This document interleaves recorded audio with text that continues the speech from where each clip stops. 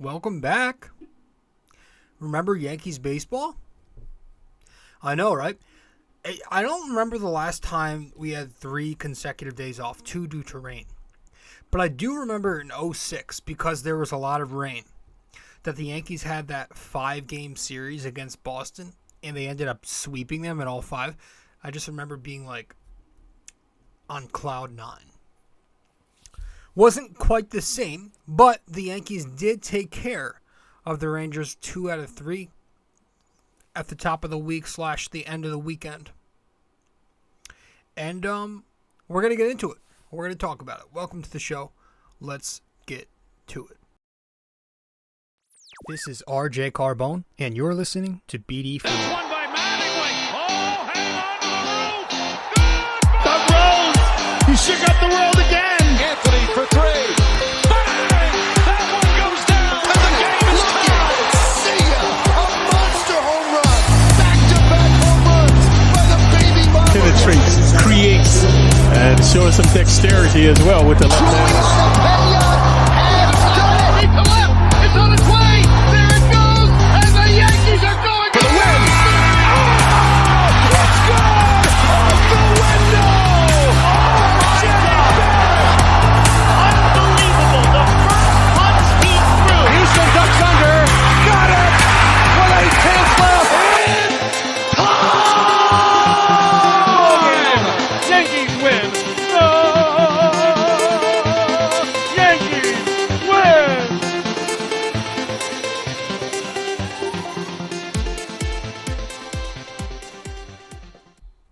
All right. Welcome back to the show. Welcome to BD4, episode 365 of the podcast. Yes, welcome back. I'm your host, RJ-Carbone, and once again, you are watching or maybe listening to episode 365 of BD4, where there's no better way to get your Yankees and Knicks analysis. We also do MMA now too. Yanks every series, Knicks every game, MMA on the weekends when we can get to it. Usually do the bigger pay-per-view events. We do the previews and the recaps, and look forward, folks, to probably towards the end of the week, maybe more the weekend, the upcoming weekend, for our UFC 274 recap. Most likely going to have one, and I'm going to try to get at least one guest to join us this upcoming weekend. It is May 9th as I'm recording. It's Monday, May 9th. But yeah, it was hell of a weekend for the UFC, so we're going to get to all of that in one of these episodes soon, so stay tuned for that. It was also Mother's Day on Sunday. Happy Mother's Day to all of the mothers out there. I'm going to say something, okay, and in the, watching the Yankees on Mother's Day is always fun. It's an afternoon game, good feel to it. Are we overdoing it a little bit with the pink here? Just a little bit, Like, I like the, I feel like it used to just be the arm sleeves and the wristbands. But now we got the bats, the glove, the cleats, the hat, all over the hat. You got a gray hat, the pink logo. I mean, it's everywhere. The eye black, the fingernails if you're a catcher.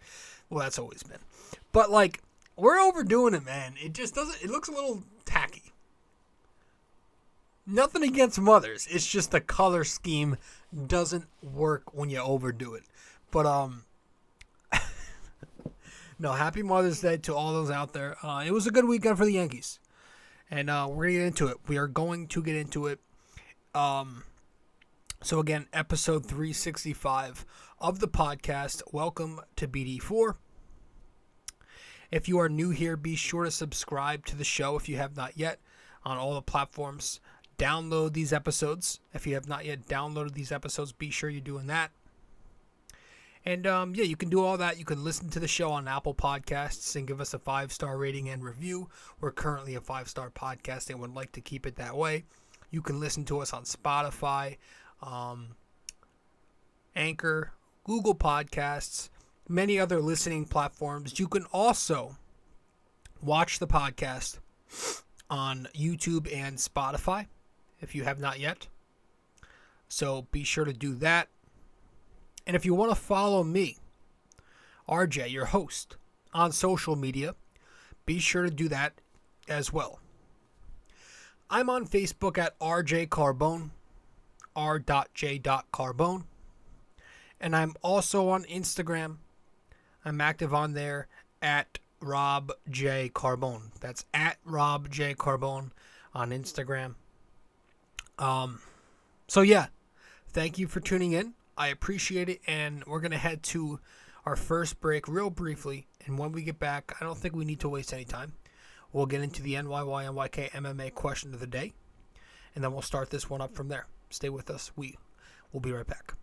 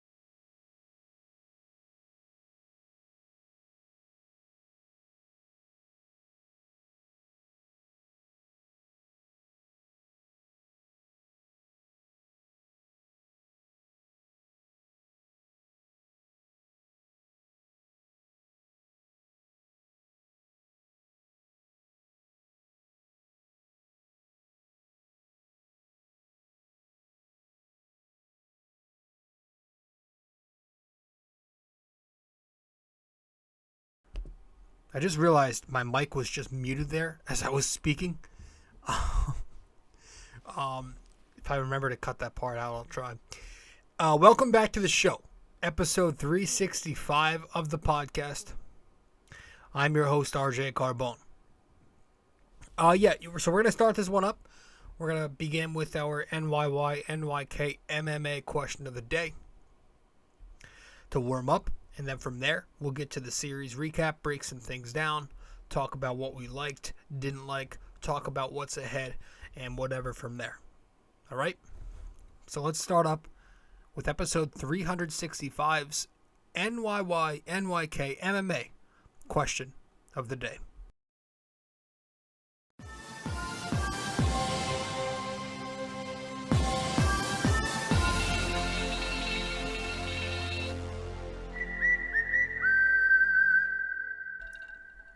All right, so for this episode 365, our NYY-NYK-MMA Question of the day is, in 2011, this Yankees slugger led the American League in both RBIs and runs scored. Who was he? All right, in 2011, this Yankees slugger led the American League in both RBIs and runs scored. Who was he? All right, so let me know the answer wherever you can reach me. Now, if you attempt to guess the answer and you get it incorrect, I'll at least let you know what the answer is in the next episode. If you do get it correct, I'll give you a shout out in the next show. All right, so one last time. In 2011, this Yankee slugger led the American League in both RBIs and runs scored. Who was he? Pretty easy question in my opinion. It doesn't date too far back. So if you're more of a younger Yankees fan, you'll most likely get this if you're a decent fan. But let's get to it. let's start this episode up. Let's get to the there were 3 off days after that. What was it, the Royal Series? Yeah, there were 3 off days. There was the scheduled off day that took place on Thursday, and then there was the Saturday, Sunday rainouts. So it's been a bit. It was a bit from since we had Yankees baseball, and it felt like an all-star break. It did. But finally, we got it. And Sunday was the first game of a doubleheader. It was Sunday afternoon, and the Yankees took that one. They did. 2-1. They won 2-1. It was Garrett Cole going up against Dunning. Bottom of the first, the Yankees did put a runner on when Rizzo drew a 2-out walk, but they did strand him. They went down 1-2-3 for the next couple of innings. The bottom of the fourth, Judge and Stanton walked. But then to end the inning, DJ LeMahieu. Was it DJ LeMahieu? Somebody hits into a double play. I think it was, I don't know, my memory's all fogged. It was long. Yeah, it was DJ LeMahieu because he was batting 5th. He bounces into grounds into a double play. Bottom of the 5th inning came. Gallo and Higashioka reach on a pair of errors from Texas. The Yankees don't do anything there, but they finally crack the board in the bottom of the 6th inning, the first ones to score, when the Yankees had Judge and Rizzo go back-to-back with singles, and then Stanton a deep fly ball for the sac fly to make it 1-0. Top of the 7th, the Texas Rangers do respond. I said Angels because Cole Calhoun was the one who hit the home run. He ties the game with a solo shot. Cole is pulled after 6 1/3. Bottom of the 7th comes pitching change for Texas as Bush enters for Dunning. Glaber gets a base hit off Bush. Then you have Marwin Gonzalez reaching on another error from Texas. Higgy attempts a sac bunt, successfully works, pushes the runners to second and third with 1 out. Then Aaron Hicks swings through an off-speed pitch for the 2nd out, strike 3. Another pitching change. You had Santana enter for Bush for Texas. And then Judge in a big spot. 2nd and 3rd, 2 outs. The Yankees in a tie ball game at the moment. Bottom of the 7th. Judge in a money spot here. Flies out. Did it a couple times in a few big spots this series, which we'll touch on in a second. Bottom of the 8th, DJ gets a single, but then we strand him when Gallo flies out later. Bottom, or the next at bat, I think he was a 6 or 7 inner. Bottom of the 9th comes, the Yankees walk it off, and who but Gleyber Torres to pick up his 7th walk-off hit since 2018 to lead the major leagues. And the walk-off home run to right field makes it 2-1. The Yankees win. Now we're going to get to that whole thing with Chris Woodward at the end of the show because I've got some thoughts on that. The Yankees were good. Their offense wasn't good, but their pitching was good, right? The bullpen was good, 2 2/3 combined from the pen. 1 hit, no walks, 4 Ks, 0 runs. Lasagna pitched an inning and 2/3, and then you had Clay Holmes pitch the final inning, getting the win. Garrett Cole, another very solid, very strong start from him. He goes 6 1/3 innings. He surrenders only 5 hits, 1 walk. Lets up just that 1 run off the home run from Calhoun. 10 strikeouts, 114 pitches. Kind of struggled early. First inning, he lets up a few hits. One of them comes off a cutter, the other more of a slider. Then he gets the out. He gets the high heat for strike 3. Second inning, again, throwing a lot of pitches. Surrenders a leadoff double to Mitch Garver. Later a walk to Ibanez, but he gets the ground ball to end the inning. He had 47 pitches through the first 2 innings. But then Garrett Cole got hot and found it. Third inning, he goes 1-2-3 with 2 strikeouts. Fourth inning, he goes 1-2-3 with a couple of ground outs and a strikeout. Fifth inning, he goes 1-2-3 with a couple of fly outs and a strikeout. Sixth inning, surrenders a leadoff base hit by Semien, but then gets 2 more strikeouts and later gets out of the inning. Seventh inning comes.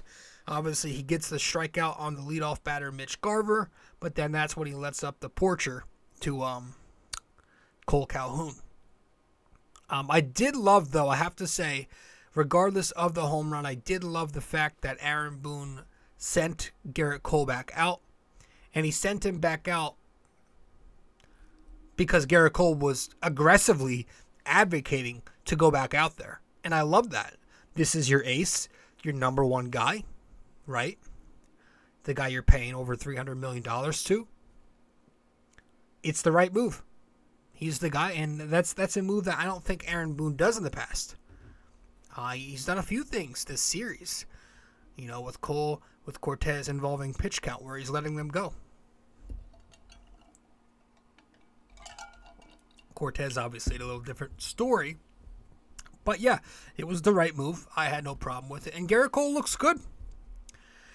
His fastball looked a lot better. It looks fabulous. Got a ton of swing and misses with his slider.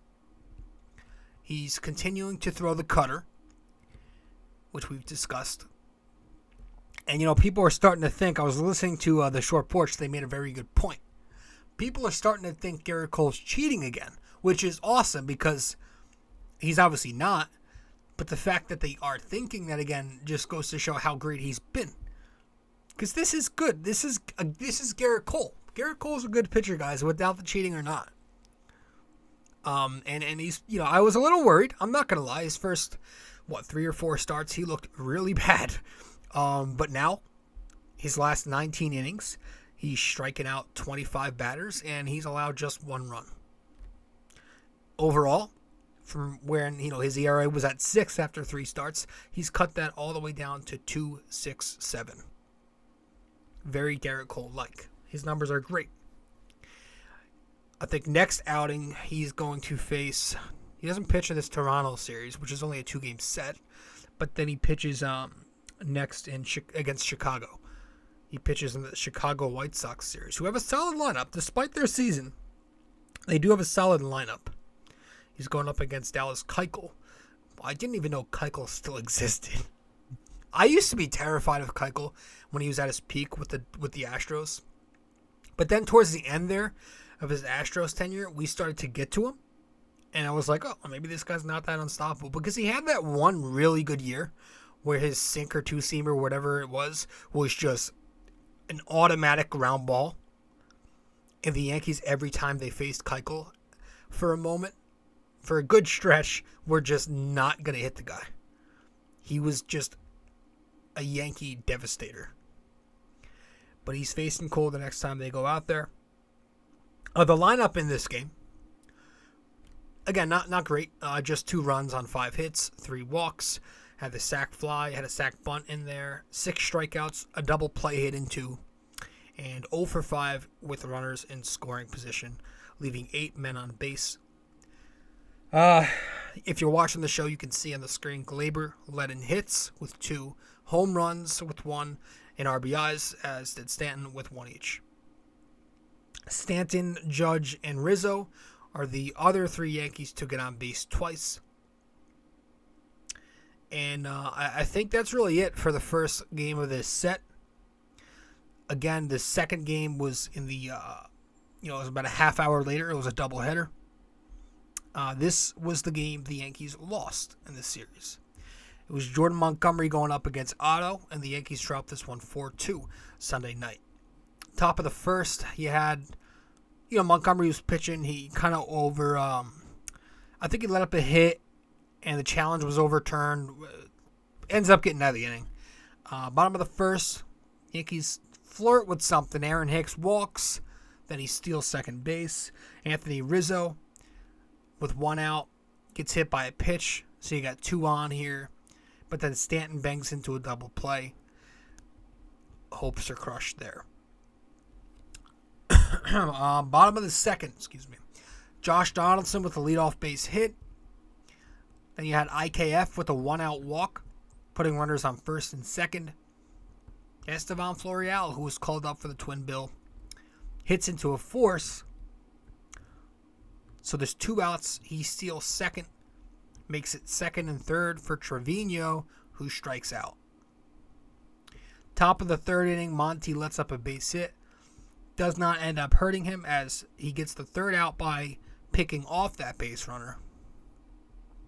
And then the Yankees finally crack the board in the bottom of the 3rd when Aaron Hicks draws a walk, and then Stanton brings them home with a 2-run bomb. I think it was initially ruled 460-something feet, but the next game this afternoon, Kay said it was an error, and it was only 420-something. Whatever.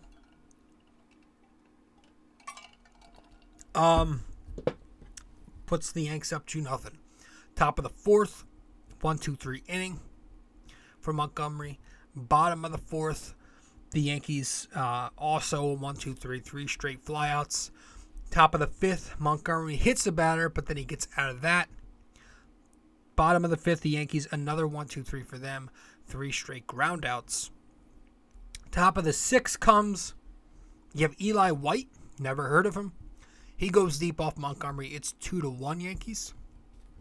Bottom of the 6th, Garrett Richards in the game. The Yankees go down 1-2-3 yet again.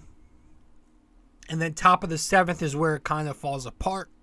Montgomery on a short leash again allowed just one batter, and he lets up a leadoff double. And right there, he's pulled 71 pitches, 6+ innings is all he could throw. I don't get this. I don't. It dates back a bit too. I know at least it's at least last season. They did this to him last season. It might date back even further, but they have this really short leash on Montgomery, despite pitching very well for the Yankees.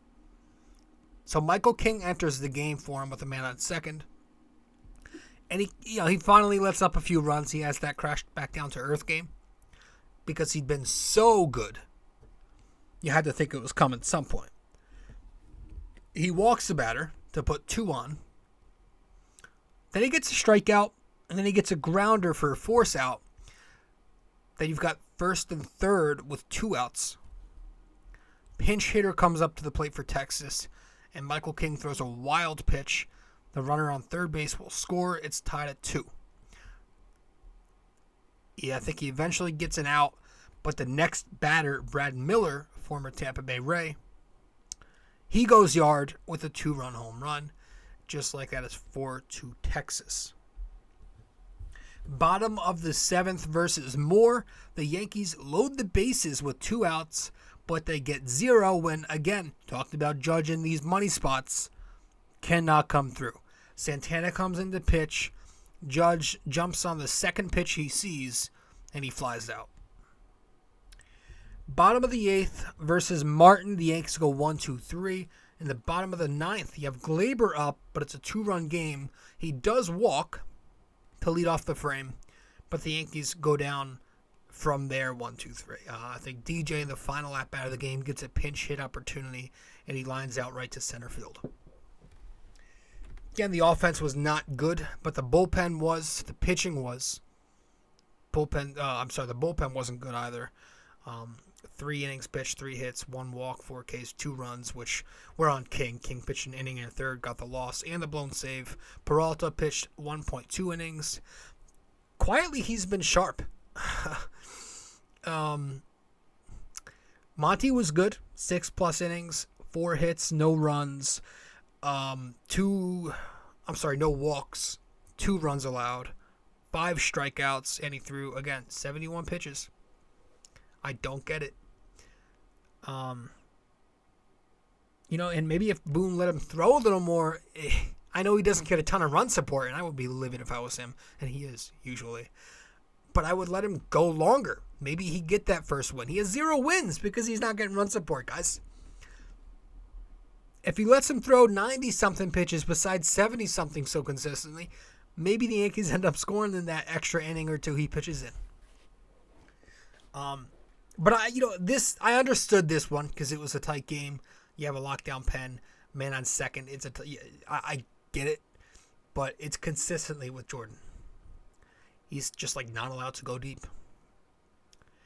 The lineup, again, like I said, they struggled. Just 2 runs on 3 hits, 6 walks, but 6 strikeouts, 1 double play hit into. They were 1 for 6 in scoring position, leaving 7 on base. You had Stanton, Donaldson, and Trevino, the only Yankees with hits in this game.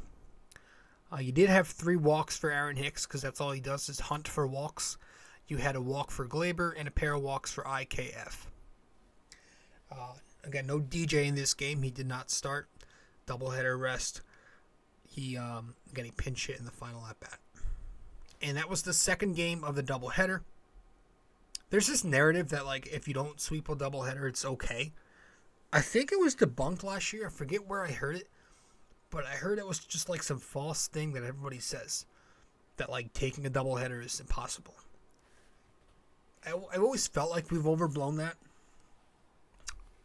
Game 3. Yeah, man.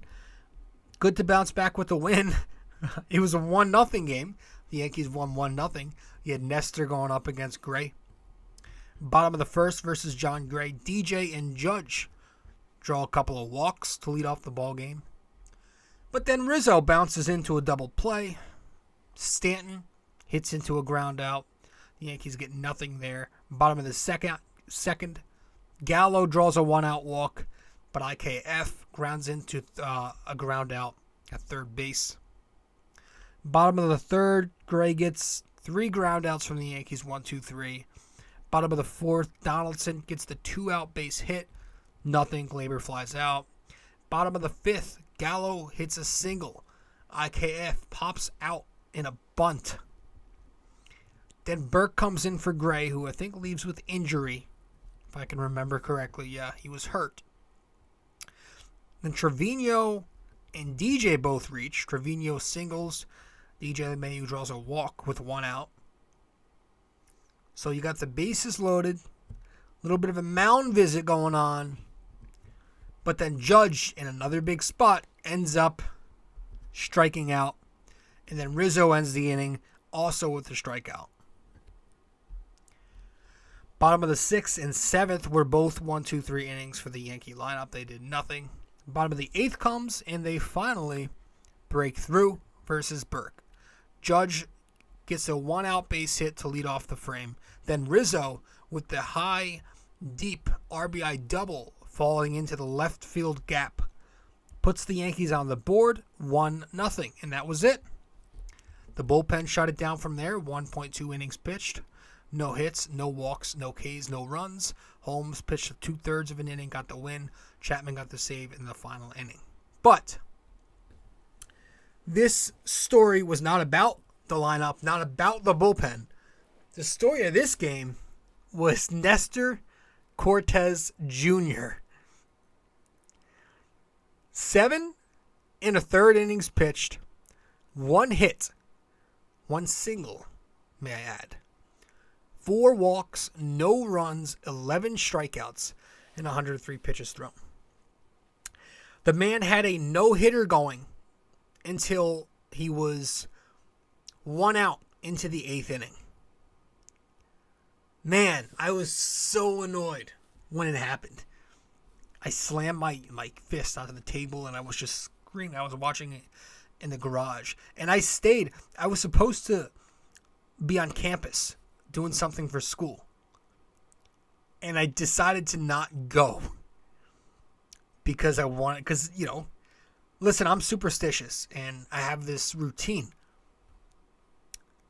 At commercials, I get off my seat, go inside, check my phone, come back out. And it was working with the no-hitter going. So I kept doing it every inning. And I looked up and I'm like, oh shit, it's whatever time it was. I have to go. But I see the box score and I'm like, oh wait, Nestor's throwing a no-no? I say to myself. And so I stay and I continue doing that routine and it's working. And this son of a bitch, Michael K., he does it so often. I really have this theory that I think he does it in spite of people who are superstitious because he hates that. He hates how people are so superstitious that he purposely says at the end of every single inning that he's pitching a no-hitter just for the fact so he can, like, he knows what he's doing is what I'm trying to say. He's doing that on purpose. And it's so annoying because you don't do that, man. You don't do that. You can't. But I was so nervous, not just because Kay was going to ruin it, but like, and listen, it's all a fun thing. I know it's not serious, how that doesn't work like that, but it's a fun thing, and it's like, stop trying to be such a downer.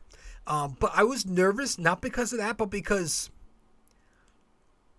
it was a 0-0 game. His pitch count was getting up there because he lost a little bit of his command in the final innings up to that eighth. And like, again, it's a 0-0 game, higher pitch count than you would have loved for a moment. And I'm thinking, Boone, we saw the Kershaw thing. We know how the Yankees operate. They're extra precautious with their pitchers. I'm just thinking, Boone's going to see the 0-0 game, and he's going to go, well, I have a little bit of leeway here. If I pull him, maybe they won't scrutinize me this much. I actually thought Boone was praying that Nestor would let up that hit so he could remove him from the game without that much scrutiny. But, none of that ends up mattering at the end because he does give up the base hit. But the dude has been so fantastic. He's been so good, Nestor has. And this was actually his second time ever in his career eclipsing 7 innings pitched. I remember the first time Nestor Cortes broke out with the Yankees. Like, not broke out. Like, the first time he was pitching for us and he started to pitch well. I'm like, look at this guy. He's hilarious. I love him. He's changing up the arm angles. He's, adding in some, with the high lead kick and the stutter steps, whatever you want to call it. A guy who throws 89, got this big short dude with the mustache. He just looks like a meme. He looks like a walking meme. And I was like, all right, this guy's going to be fun until he crashes back down to earth. It's been a bit now, man. I mean, you could definitely make a serious case that this guy's been one of the better starting pitchers in baseball dating back to last season. At least the end of last season when he started to get starts. Because he's been phenomenal. Do I need to say his final line again today? 7 1/3 innings pitched, no runs, 11 Ks, 4 walks, 1 hit, which was just a single, and he only finished with 103 pitches. But he's so good. This dude's so good. I love how good he is, and he's the number 5 pitcher, man. He's phenomenal. Excellent way to rebound. An exceptional way to rebound. I shouldn't even say rebound, just because his last 2 starts haven't been Nestor caliber. He's been hit around a bit, struggling a little bit with command, but he's still figuring out ways to produce a solid outing. But today, the cutter, that cut fastball, was clicking. They showed a graphic during the no-hitter. I think batters were, at the time, I don't know what the final stats were, but this was like towards the end of his outing. Versus his cutter, they were 0 for 11 with 8 strikeouts and something swings and misses. It was a dominant cutter today, as it's been most of the year. But he now has a 1.41 ERA through 6 starts this year. And remember, he's faced the Blue Jays twice. At the time he faced a hot Guardians lineup. And today he goes out there, almost does it, 5 outs away from a no-hitter. And didn't Kluber do that against Texas as well last season, right? And then he never came back. I think he had that one start after where he got hurt in the middle of it, and that was it. But I love Nestor, man. He's like our Bartolo Colon was kind of like the walking meme. He was like a fun guy. He was producing for the Mets at the end there. He's our version, but he's actually really good. And remember, the way he pitches and all this stuff, it makes it seem like he's some 40-year-old dude at the end. He's 26, 27. I think he's 27. He's pretty damn good, man. He's pretty young, pretty good. We've got control. Yankees have team control over his contract. I mean, it's fun watching this dude pitch. I love it. Yeah, like I said, the pitching was phenomenal in Game 3. The Yankee lineup wasn't as phenomenal.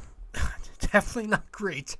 Only 1 run came across, 5 hits, 4 walks, 9 Ks. Grounded into a double play. That was Rizzo earlier. 0 for 4 in scoring position, 6 left on base. Judge, Rizzo, Donaldson, Gallo, Trevino with hits today. 2 walks for LeMahieu, a walk for Judge and Gallo. Rizzo, again, the only RBI of this game.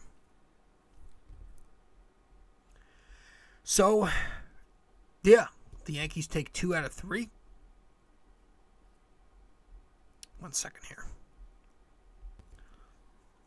And, all is good. I hope the hitting comes around. 5 runs in 3 games is pretty brutal. You know, Rizzo and DJ have kind of fallen off a cliff a little bit. It sucks to see. You had to know that regression was coming from Rizzo, especially because he was leading baseball in like every category. DJ's been in a bit of a slump, but I'm not too worried. And I get it. You know, the lineup overall hasn't been great. You have 3 consecutive off days. You know, you have the doubleheader. Then you have a mid-game on a Monday. A midday game on a Monday. But at least the pitching continues to be the backbone of this team right now. It's their identity. Which is awesome. I'm always for, remember, I always say, give me a pitching team, a great elite pitching team over an elite lineup. Yeah. I mean, look at some of the ERAs on this Yankees team. Phenomenal. Again, Nestor with the 1.4. Garrett Cole has a 2.6. Tyone has a 2.8. Montgomery has a 2.9. The worst in the rotation is Severino with a 3.7. He's been okay.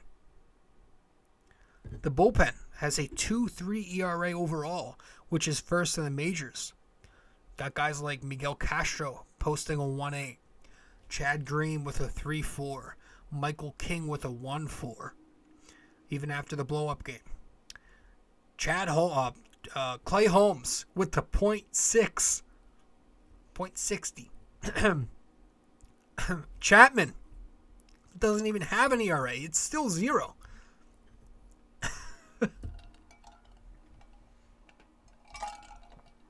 And, you know, we talk about, like, King and Holmes a lot, how phenomenal they've been. Granted, it's, you know, their stuff is phenomenal and their upside is large. But Wandy Peralta's also pitched nearly as good as them. Not in the same high leverage spots, but he's got a 1.8 on the year. He comes in, he does his job, and he's pitched in some pretty, you know, no-biting moments. So, the pitching has been a blessing. Yeah. Talk a little more when we get back. Stay with us. Going to head to break real quick. Be right back. Hey guys. So, I've noticed that only a small portion of you who watch BD4 on YouTube are actually subscribed. So, if you do enjoy this podcast, and maybe you want to be notified when new episodes release, I'd consider subscribing and also hitting that notification bell. This way, we can help the channel grow, and you won't miss a single episode of BD4. Alright, let's get back to it.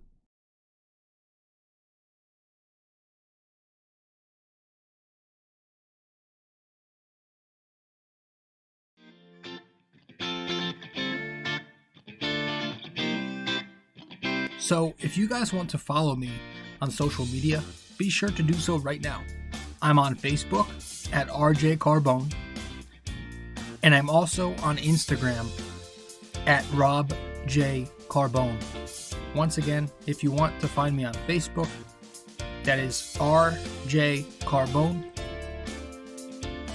Instagram at robjcarbone.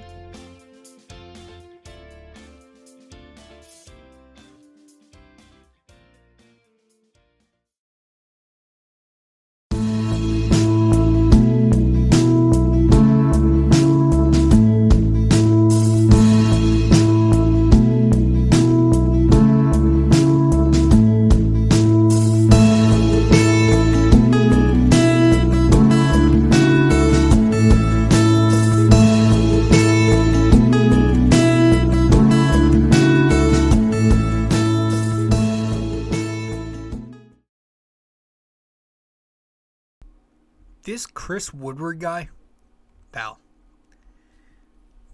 there's nothing more beta than somebody who makes excuses. And not only that, but the excuse makes no sense. And this is the same guy, the same manager who was, I'm pretty sure it was him, complaining about the Tatis thing last season, right? Swinging on 3-0 for that home run when they were up big. So Gleyber, for those of you who don't know what I'm talking about, maybe you missed the game. To recap really briefly. Hold on. Excuse me. Gleyber hits a 370. I think it was 370. Foot shot to right field to win the game. Right in the opening game of the set. So what are we really talking about here, Bell?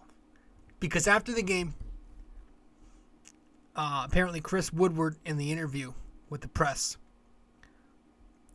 I don't have the exact quote in front of me, but I know he was saying 99% of ballparks, that ball is a fly out. And it's only a home run in 4 other ballparks. 26 out of 30 ballparks, that's an out. But it's a home run at Yankee Stadium because it's a Little League park. I'm pretty sure Cole Calhoun's homer earlier that game against Colt was even shorter.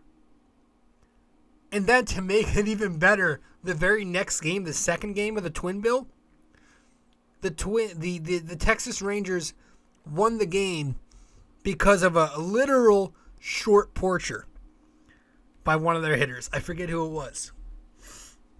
But I'm so tired of that excuse. I'm so exhausted from hearing about it because it makes no sense. Both teams play at this stadium. You know that, right? It's not like when the Rangers are up, the Yankees move the walls back. No, it's 314. So if we want to play this game every time a Yankee pitcher allows a home run, I'm going to ride with that narrative now too. And apparently 370 feet is the standard for Little League. So it wasn't like Gleyber hit a 314 shot. No, he hit a legit 317 the other way. That ain't easy. Now, he did walk it back afterwards. He kind of retracted his statements, but that's just to avoid further flack. But it's like, dude, you are looking weak. That is such a beta thing to say. That is such a weak man's thing to say. It's ridiculous, that whole thing. Do I have any other qualms?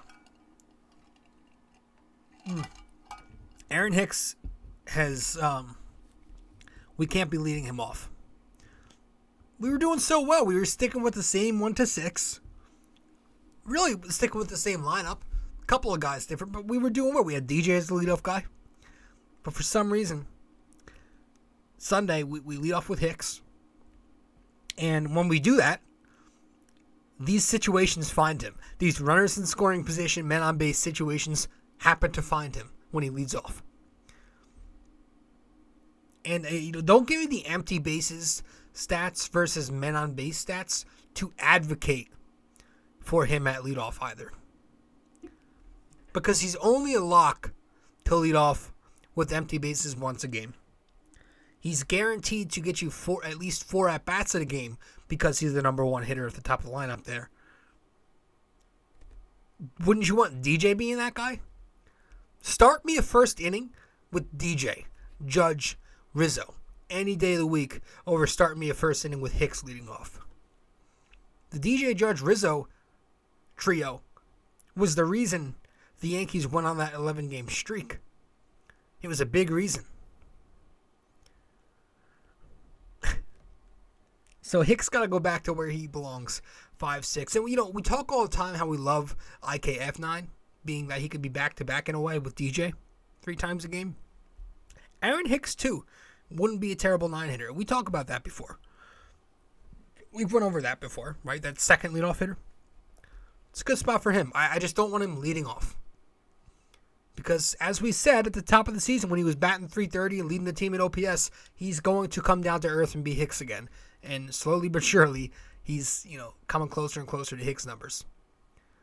He's a guy who gives you good at-bats, and most likely is going to draw a walk, and he'll find his way, if he's healthy, to 20 homers. But he's not going to be a king with runners in scoring position. He's not going to hit you much. He's just not that good. He's a perfect bottom of the order bat, middle of the order bat, I can accept. But don't lead him off anymore, because those situations just find him. Speaking of, talk about Hicks being the anti-clutch, Gleyber Torres showing signs, man.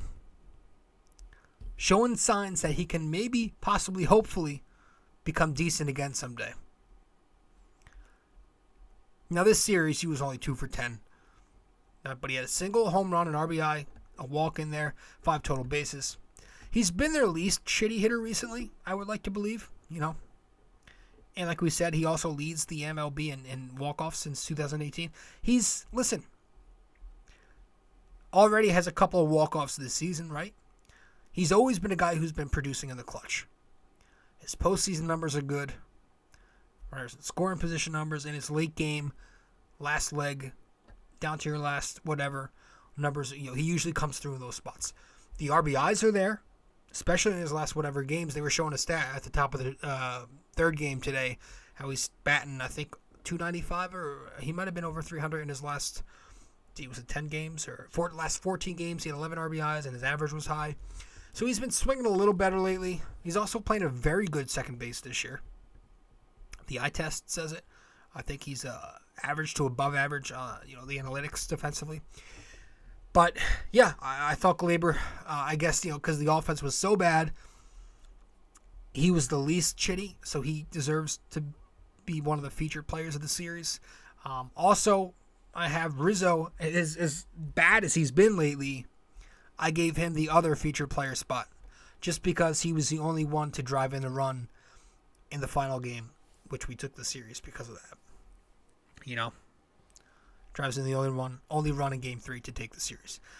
2 hits this series, a double and a single, an RBI, 2 strikeouts, a walk, 3 total bases. When your offense is literally doing nothing for you, you're not going to have standout numbers from anybody.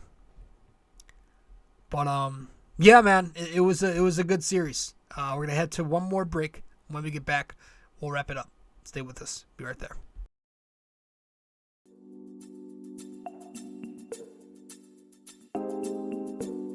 So BD4 is on so many platforms to listen to.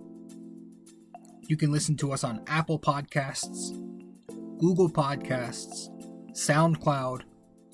You can listen to us on Spotify. You can find us on our sponsor, Anchor, and many other listening platforms as well, wherever you get your podcast. But we are also available to watch on YouTube. So if you want to watch us on YouTube, go subscribe there. But if you prefer to listen to us, again, many, many, many listening platforms. Just be sure to subscribe, download, give us a rating, a review, comment, share the podcast, and all that fun stuff. This is BD4, where there's no better way to get your Yankees and Knicks analysis. All right, folks. Now, if you are listening to BD4 on Apple Podcasts, be sure to give us a 5-star rating and a review, if you so please. So once again, this is if you are listening to BD4 on Apple Podcasts, give us a 5-star rating and review. Thank you.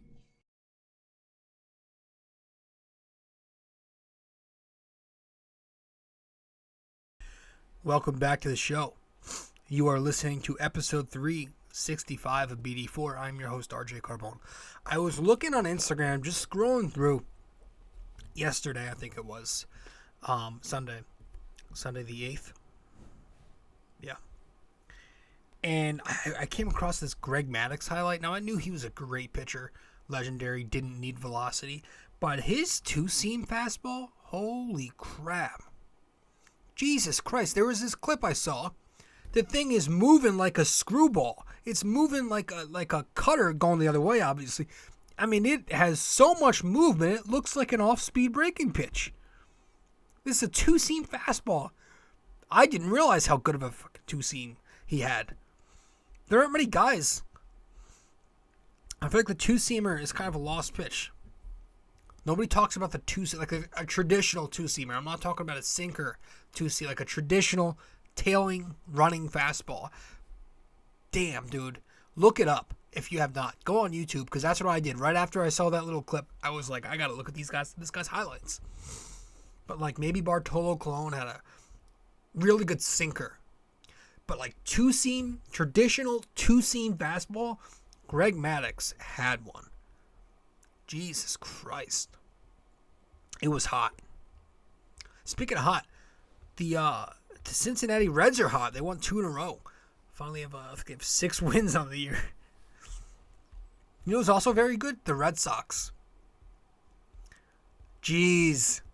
I love the fact so much. I don't expect this to last, but I love the fact that the Baltimore Orioles are ahead of Boston in the standings currently. Boston's 10-19. I know I've actually been listening to Carabas lately in his podcast. He's got, this is his new show, the Jared Carabas podcast, where he talks with his buddies about the Red Sox. And for some reason, I found it. I came across it, and I've been listening to it lately. And from what I'm hearing about, because I don't follow the Red Sox, Devers has been good, JD has been good, and Bogarts has been good. And it's funny that all 3 of those guys have been good, because those are the 3 guys who are most likely going to enter free agency, do they not come to an extension before the season ends. The only 3 who are producing. I've heard Bobby Dahlbeck sucks on both ends. I've heard Verdugo is underachieving. I've heard Trevor Story has been a nightmare. Jackie Bradley Jr. is his normal shit self at the plate. Matt Barnes, I've heard his stuff does not look good. I've heard there's a bit of concern there. Chris Sale had a step back. James Paxton, completely forget about that dude. He's hurt. It's awesome to have the Yankees at the very top right now and Boston in the basement. Now, it is baseball. It's a 162-game season. Things will change. They're bound to. You're going to have the ups and downs, but right now I'm definitely enjoying that. Oh. Hey, good for Will Middlebrooks, by the way. Umpire Will Middlebrooks. Good for you, man. Good shit. I have the quote in front of me, and I want to read it because this literally says everything that I've been saying for a long time when we talk about the pace of the game and this pitch clock bullshit. Will Middlebrooks, umpire Will Middlebrooks, hit the nail on the gosh damn head. On the money with this comment. I'm going to bring it up here. Here it is. So I found this on Instagram. A quote by Will Middlebrooks recently.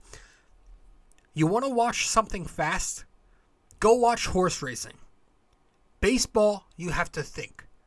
That's part of it. I'm sorry if you're bored because you want to play on your iPad in the stands. It's not our fault. Quit effing with the game. A little bit of boomer in there. Yes, absolutely. Okay. But is he wrong? Is he wrong? Not really. No. It's right. I mean, it's correct. We've been fine all these years. The game has been great the way it is. But all of a sudden, these ADD-driven, teenagers and 20-something-year-olds can't handle the fact that they have to stare at a screen. That they have to watch a game without looking down at their phone screen. They can't do it. They can't handle the fact that they don't have the attention span to watch 3 hours of baseball. So they want to change it to cater to them. Because it's the typical generation today, man. It's my generation, it's the one beneath me. They want everything to fit them. They won't adopt. They'll try and force you to adopt. And I know, I understand I'm coming across as one of those guys. But I'm sorry. You could hate that style of thinking all you want. It doesn't mean it's incorrect. So I saw that and I was like, wow. Praise to you. Props to you, dude, because that's perfect. Anyways, back on topic.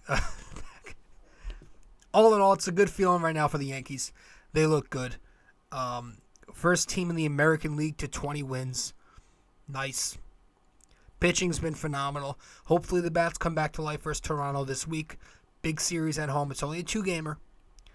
But let's sweep these bums. Let's sweep them. Fuck the 1 out of 2. Let's sweep these guys. Tomorrow, 7 p.m., you got Severino. Thursday's 12:30. What is it with these midday games? The weekends, it's great. But, I mean, it's Monday. It's Thursday. What are we doing? It's probably going to be Schmidt, too, on Thursday, I'm thinking. Because of the whole 23 games in 22 days thing. They're going to go with an extra pitcher, and it's probably going to be Schmidt. But, guys, that's it. That's it. We're going to wrap this up with RJ's parlay real quickly.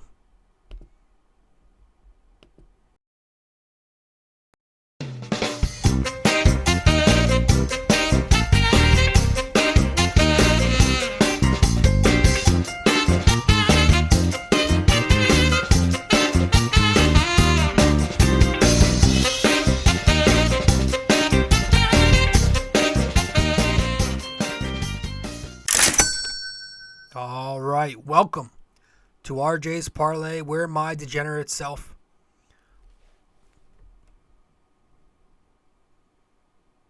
I fucking forgot my line. You know the intro we usually do for RJ's Parlay? I friggin' forgot it. Jesus Christ, that's fucking bad. Tonight's RJ's Parlay. Jesus Christ, man, that was bad. You know the little intro we have? Oh, where my degenerate self breaks down tonight's big parlay. If I miss, it's not surprising. If I hit, I'll probably lose it all tomorrow night because that's how this works. Welcome to RJ's Parlay. There we go. Tonight's parlay, we had it on that Celtics-Bucks game. And as you can see on the screen, if you're watching the show, I had every leg but one cash, which means the parlay busted. 6 out of 7. Not good enough for a parlay. Tatum, I had the over 24.5 alternate points. Got that. Brown, over 16.5 alternate points. A little typo there. Got that. Giannis, over 29.5 alternate fucking points. Got that. Giannis, over 9.5 alternate rebounds. Got that. Giannis, over 4.5 alternate assists. Got that. Just got that. Had the over on 213.5 total points alternate. Got that. And then we had the Bucks covering the 1 spread. Did not get that. They lost the game. It was plus 778 odds, too. Damn, I was so annoyed. That's it, guys. Thanks for tuning in. I appreciate all of you who do. I'm your host, RJ Carbone. You're listening to episode 365 of BD4. And I'll catch you in the next one. Ciao.